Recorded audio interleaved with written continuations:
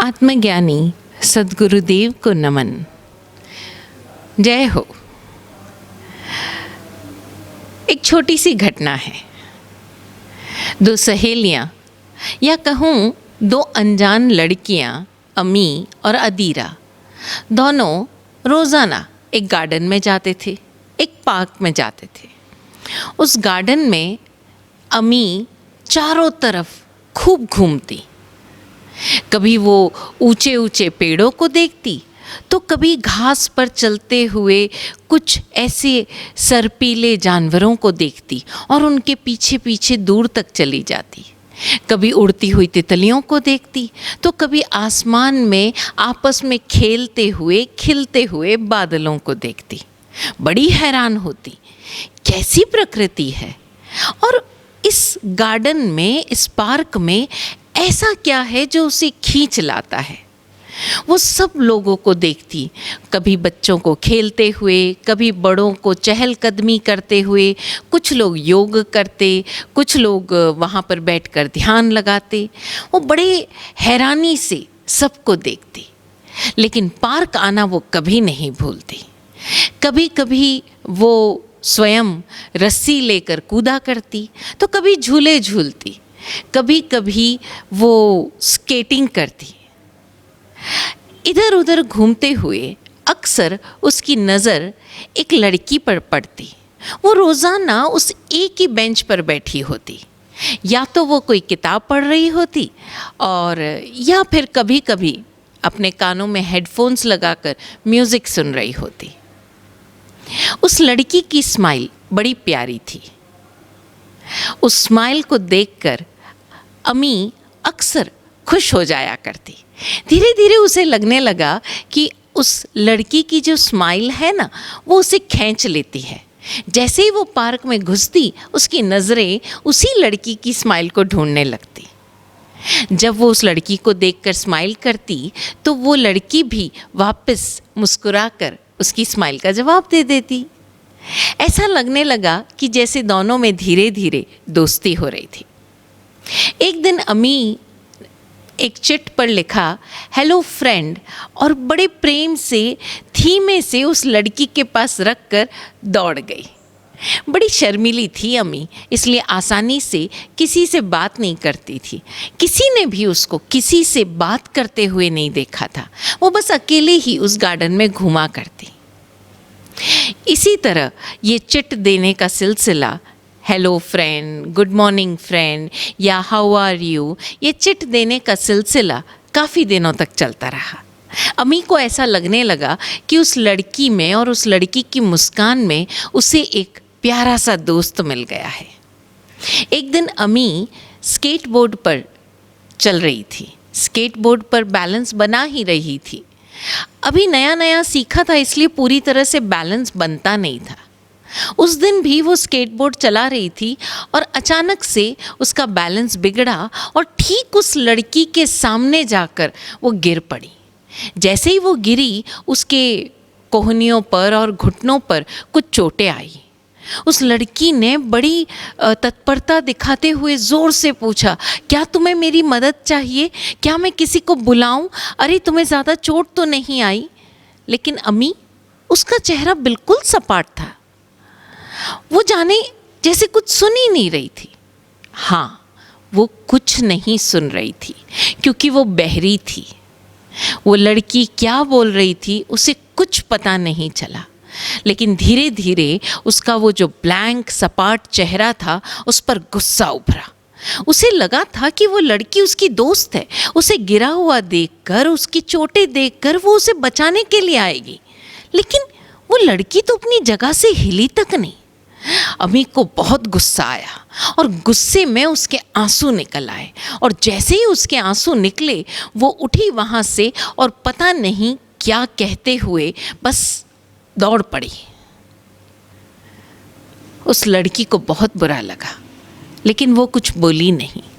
फिर से अपनी किताब में मानो मन लगाने का प्रयास करने लगी।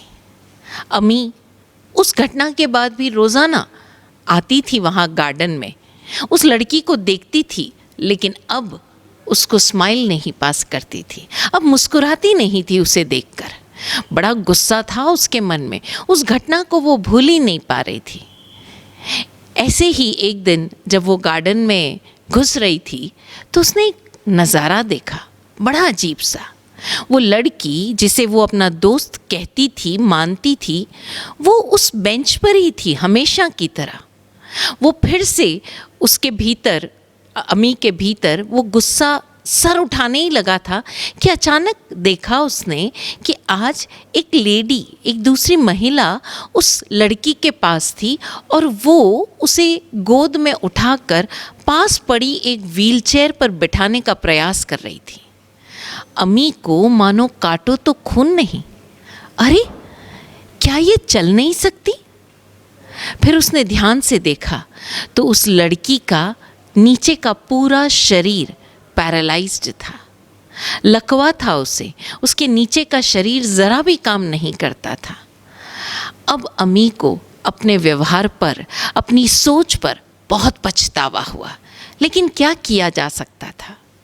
दूसरे दिन वो पहले से ही उस बेंच पर जाकर बैठ गई जहाँ वो लड़की उसे मिला करती थी, और सामने जाकर फिर एक चिट पकड़ाई जिसमें लिखा था सॉरी और नीचे नाम लिखा था अमी। उस लड़की ने मुस्कुराकर उससे कहा अदीरा, और जब अमी को कुछ समझ नहीं आया तो अदीरा ने साइन लैंग्वेज में समझाया कि मेरा नाम अदीरा है और मुझे पता है कि तुम सुन नहीं सकती। अमी को भी अपनी गलती का एहसास हुआ और दोनों एक दूसरे के गले लग गए। ये तो एक छोटी सी घटना थी, दो इनोसेंट, दो निर्दोष लड़कियों के बीच। ये लड़कियां शायद अपनी उम्र के हिसाब से मैच्योर भी नहीं थी, ना समझ ही कह लें हम, लेकिन हम भी तो अक्सर अपनी ज़िंदगी में ऐसा ही करते हैं। इन्हीं बच्चों की तरह नासमझी भरा व्यवहार कर जाते हैं। अपने ही हिसाब से किसी भी व्यक्ति के बारे में, किसी के व्यवहार के बारे में हम अपनी राय बना लेते हैं।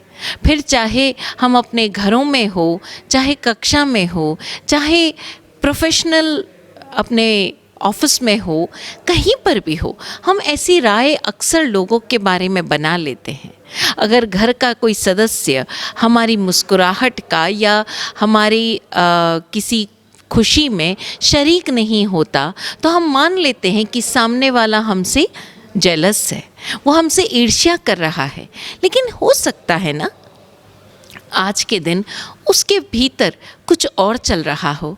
शायद आज उसके लिए वो दिन उतना अच्छा नहीं हो, शायद आज उसे कोई ऐसी खबर मिली हो जो उसके लिए बड़ी दुखदाई हो और इसीलिए वो हमारी खुशी में शरीक नहीं होता। और अक्सर हम ऐसी ही अपने भीतर एक नकार वाली भावना पैदा कर लेते हैं, और या हम उसके बिल्कुल विपरीत चलते हैं, यानी बिना देखे समझे कुछ भी मान लेते हैं। किसी ने आकर कह दिया कि वो जो फलां व्यक्ति है ना वहाँ पर बड़ा इंटरेस्टिंग है, बहुत होशियार है, अरे तुम्हें पता है वो सब कुछ कर सकता है, और हम मान लेते हैं कि वो व्यक्ति वैसा है। यानी हम अक्सर पेंडुलम के दो जो पोल्स हैं, दो जो कोने हैं, हम बिल्कुल उस पर झूलते रहते हैं, या तो नकार भाव में या स्वीकार भाव में। यानी या तो हम बिल्कुल अनजान होकर विरोध कर डालते हैं और या फिर बिल्कुल अनजान होकर विश्वास कर डालते हैं। और दोनों ही सूरतों में, दोनों ही स्थितियों में हम अक्सर ही नुकसान उठाते हैं और फिर हम आरोप प्रत्यारोप के गेम में फंस जाते हैं। हम लोगों पर कहीं न कहीं आरोपण कर देते हैं, फला व्यक्ति मुझे समझता नहीं, फला व्यक्ति ने मेरी स्थिति नहीं समझी, या फला व्यक्ति मेरी खुशी में खुश नहीं हो रहा, और न जाने क्या कुछ अपने दिमाग में लगा लेते हैं। तो ज़रा हम ठहर कर सोचे तो सही कि क्या हमारा ऐसा नज़रिया हमारे व्यवहार का, हमारे व्यक्तित्व का हिस्सा तो नहीं बन रहा। और ये अंध विरोध या अंधविश्वास जो है वो कहीं न कहीं हमें अपनी ज़िंदगी में पीछे तो नहीं धकेल रहा, क्योंकि ऐसे ही अंध विरोध और ऐसे ही अंधविश्वास के कारण अक्सर जो स्टूडेंट्स हैं ना, वो अपने करियर का भी कोई ना कोई निर्धारण कर लेते हैं। जैसे अगर किसी बच्चे ने अपने घर में देखा है कि मेरे पेरेंट्स के बीच में बहुत झगड़ा होता है और मेरे जो फादर है वो सीए हैं, देर रात तक काम करते हैं, तो वो बच्चा चाहे उस सब्जेक्ट में कितना भी इंटेलिजेंट क्यों ना हो, लेकिन वो एक निर्धारित कर लेता है, मुझे ज़िंदगी में सीए नहीं बनना है। क्यों? क्योंकि मैंने देखा है सीए वाले व्यक्ति को स्वयं के लिए समय नहीं मिलता, वो परिवार को समय नहीं दे सकता, वो अपनी ज़िंदगी जी ही नहीं सकता, इसलिए मुझे चाहे जो कुछ बनना है लेकिन सीए नहीं बनना। उसी तरह अगर किसी बच्चे ने ये देख लिया कि फलां व्यक्ति ने आईआईटी किया या इंजीनियरिंग किया और समाज में बड़ा ओहदा मिल गया उसे, घर के सारे लोग उसकी बड़ी तारीफ़ करते हैं, उसका जो सैलरी पैकेज है वो बहुत ज़्यादा है, अब वो बच्चा निर्धारित कर लेता है कि मुझे आईआईटी क्लियर करना है या मुझे इंजीनियरिंग में जाना है। और कई बार ऐसी स्थिति उसके परिवारजनों की होती है, वो पेरेंट्स कह लेते हैं, वो पेरेंट्स मान लेते हैं कि बस बच्चे को आईआईटी करवा दो, बच्चे को इंजीनियरिंग में डाल दो, पूरा जो फ्यूचर है, पूरा जो भविष्य है वो सेफ़ एंड सिक्योर है। अब वो अनावश्यक दबाव बनाने लगते हैं। और देखा जाए तो इन सब के जो रूट कॉज है वो क्या है? एक अंधविश्वास, एक अंधविरोध। बजाय इसके कि वो बच्चे या उनके माता पिता ये चेक करें कि हमारी योग्यता क्या है, हमारा इंटरेस्ट किस विषय में है, हम अपने आप को ज़िंदगी के किन मोड़ों में किस तरह देखते हैं, वो एक बिल्कुल अलग ही दिशा निर्धारित कर लेते हैं और अक्सर इस अंध दौड़ में नुकसान ही उठाते हैं। क्योंकि जो योग्यता उनकी है, जो उनकी इनहेरेंट पोटेंशियल है, उसको तो वो जगा नहीं पाते, उसको तो वो सुला देते हैं और एक ऐसी दौड़ में दौड़ना शुरू हो जाते हैं जहाँ कोई मंजिल ही नहीं, क्योंकि वो उनकी योग्यता नहीं। ऐसे में हम क्या करें? पूज्य विराट गुरुदेव कहते हैं कि इस नकार और स्वीकार के बीच एक तीसरी स्थिति है, वो है सुकार की, यानी विवेकपूर्ण दृष्टि, शोधपरक दृष्टि। जब भी ऐसा कोई अवसर आए तो हम विवेकपूर्वक अपनी दिशा निर्धारित करें, विवेकपूर्वक अपनी सोच, अपने व्यवहार को देखें, शोध करें, ऐसा क्यों हो रहा है, मैं क्या चाहता हूँ, परिस्थितियाँ कैसी है, स्थितियाँ कैसी है, मेरी योग्यता कैसी है, अच्छा मैंने जो कहा वो सामने वाले व्यक्ति पर क्या प्रभाव डाल रहा है, क्या सामने वाला व्यक्ति मेरी स्थिति को समझने के लिए तैयार है, क्या उस व्यक्ति का जीवन बिल्कुल नॉर्मल है, आज कहीं कुछ ऐसा अयाचित तो नहीं घटित हुआ, कहीं उसे कोई तकलीफ तो नहीं। हम जानने का प्रयास करें, शोध करें, चाहे वो स्थिति हो, परिस्थिति हो, किसी ने कोई स्वीकार दिया है या नकार दिया है, उसके पीछे कारण क्या है।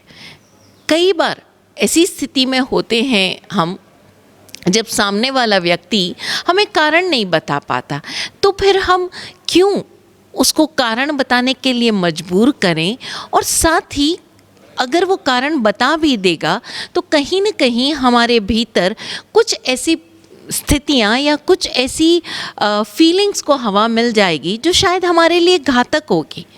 तो क्या हम उस सामने वाले पर भरोसा नहीं कर सकते कि अभी के लिए ये व्यक्ति जो भी कह रहा है मेरे हित की बात कह रहा है। तो ज़रा हम स्वयं पर ध्यान दें कि आने वाले समय में हम खुद को इस अंधविरोध और अंधविश्वास से दूर रख पाएंगे। क्या हम अपना विवेक जगाकर वस्तु स्थिति को एज इट इज़ देख पाएंगे? और अगर हम ऐसा कर पाते हैं तो निश्चित जानिए हम स्वयं को जानने के रास्ते पर हैं। अब हम वाकई अपने विवेक को जागृत कर रहे हैं, अपनी उस शोध दृष्टि को, जिज्ञासा दृष्टि को हम वाकई आगे बढ़ने के लिए प्रेरणा दे रहे हैं। और जब हमारा विवेक जागृत होगा तो हमारे निर्णय स्वयमेव सही होते जाएंगे। जीवन के रास्तों पर क्लैरिटी स्वयमेव आती जाएगी। और जब हम अपने आप को एक बिल्कुल अनबायस्ड तरीके से देखना सीख पाएंगे, बिल्कुल निष्पक्ष और निशर्त होकर देखना सीख पाएंगे, तो हमारे निर्णय तो सही होंगे ही। जीवन में हम अपनी कुंठाओं से, अपने कॉम्प्लेक्सेस से और अनावश्यक स्ट्रेस से ज़रूर मुक्ति पा सकेंगे। और यही तो हम सब चाहते हैं, बिल्कुल स्ट्रेस फ्री, टेंशन फ्री जीवन। तो हम सब तनाव मुक्त जीवन जिएं। और आज से जब भी कोई ऐसी स्थिति हमारे सामने आए तो हम न नकार में जाएं न स्वीकार में जाएं, बल्कि विराट गुरुदेव की ये जो तीसरी दृष्टि है, इसे अपने मानस पटल पर स्थान दें, यानी सुकार की स्थिति में रहें। विवेक परक दृष्टि से देखना परखना सीखें, शोध परक दृष्टि से देखना परखना सीखें। गुरुदेव की कृपा से ऐसा ही हो। ओम शांति।